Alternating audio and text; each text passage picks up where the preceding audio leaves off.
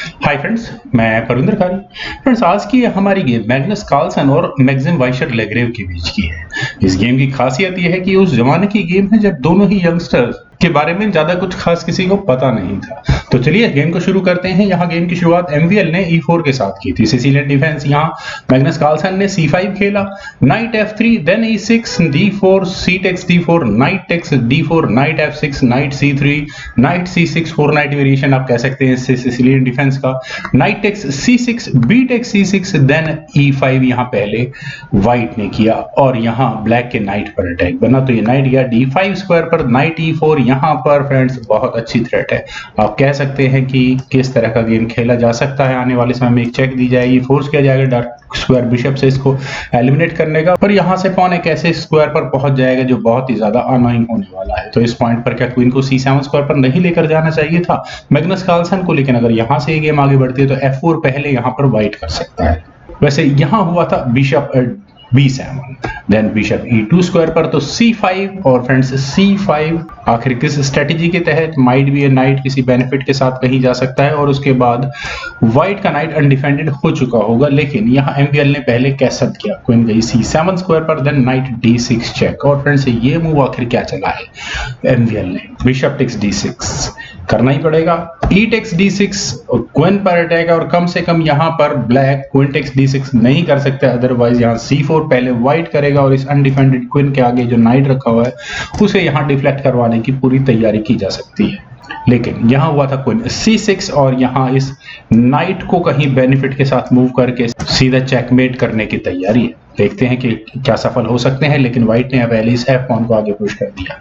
तो हुआ C4 और C4 के बाद फ्रेंड्स क्या होगा यहाँ नजर ही आ रहा है, एक चेक तो जरूर आने वाली है क्वीन से, लेकिन क्वीन D4 यहाँ पहले व्हाइट ने किया, और इसके बाद मैग्नस कार्लसन ने यहाँ कैसल किया, bishop takes C4, then rook at F goes to C8, और यहाँ इस बिशप और इस बिशप के बाद पॉन तक तो अटैक नहीं जाता है क्या B3, लेकिन व्हाइट ने यहाँ पहले किया। फ्रेंड्स अगर मैं यहाँ कहूँ कि ये वीक मूव है तो क्या आप इस बात पर यकीन करेंगे? फिलहाल कुछ भी ऐसा नजर नहीं आता। क्वीन टेक्स एट D6 अब यहाँ पर कार्लसन ने किया, और इस पॉन एक्सचेंज को अब कहीं जाकर उन्होंने यहाँ कंप्लीट किया, तो रुक गया F2 स्क्वायर पर, देन क्वीन गई B6 स्क्वायर पर, आस्किंग फॉर क्वीन एक्सचेंज, तो क्वीन D2 अब यहाँ क्वीन एक्सचेंज नहीं करनी एमवीएल को, A5। तो फ्रेंड्स यहाँ इस पॉइंट पर मुझे नहीं लगता कि बहुत ज्यादा कोई बड़ी प्रॉब्लम है एमवीएल की गेम में, मैग्नस कार्लसन को कोई बहुत बड़ा बेनिफिट है।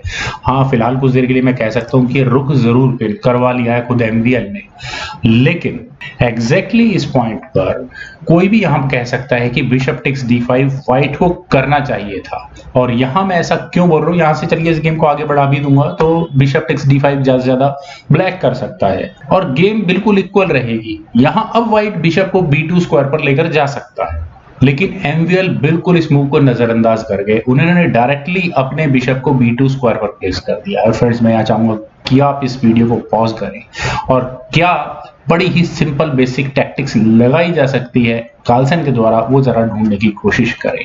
फ्रेंड्स जो मूव अगर आपने सोचा है तो अगर वो रुक टेक्स C4 है जो कि बिल्कुल सिंपल और क्लियर है, तो कंग्रेचुलेशंस, आप यहाँ बेसिक टैक्टिकल स्किल में बिल्कुल मास्टर कर चुके हैं।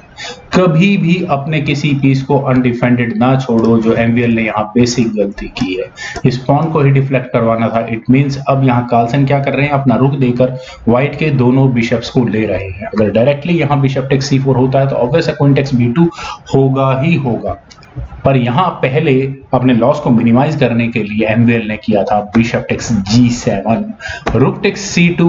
तो कार्लसन ने भी डिसाइड किया कि वो भी अपने लॉस को मिनिमाइज ही रखेंगे, क्वीन टेक्स C2 करना ही पड़ेगा। देन हुआ king takes G7, queen B2 check, तो F6 यहाँ कार्लसन ने की, रुक गया D1 स्क्वायर पर, देन रुक C8, तो H4। फ्रेंड्स वैसे तो मेरी नजर में ये गेम फॉर्मेलिटी भर है, फिर भी मैग्नस कार्लसन का फाइनल मूव था जिसे चलने के बाद यहाँ एमवीएल ने रिजाइन कर दिया, वो था क्वीन को E3 स्क्वायर पर बदलने का। क्योंकि फ्रेंड्स अब यहाँ से इस गेम को किस वे में आगे बढ़ाना है, क्योंकि अगर आप यहाँ से देखें तो पूरा का पूरा मटेरियल एडवांटेज यहाँ कार्लसन को फेवर कर रहा है। फ्रेंड्स होपफुली आपको ये वीडियो जरूर पसंद आई होगी, तो आप लोग इस वीडियो को लाइक, शेयर और मेरे यूट्यूब चैनल चेस गुरु को प्लीज सब्सक्राइब जरूर करें। आपके कमेंट्स का मुझे बेहद इंतजार रहेगा। Thank you for watching and bye for.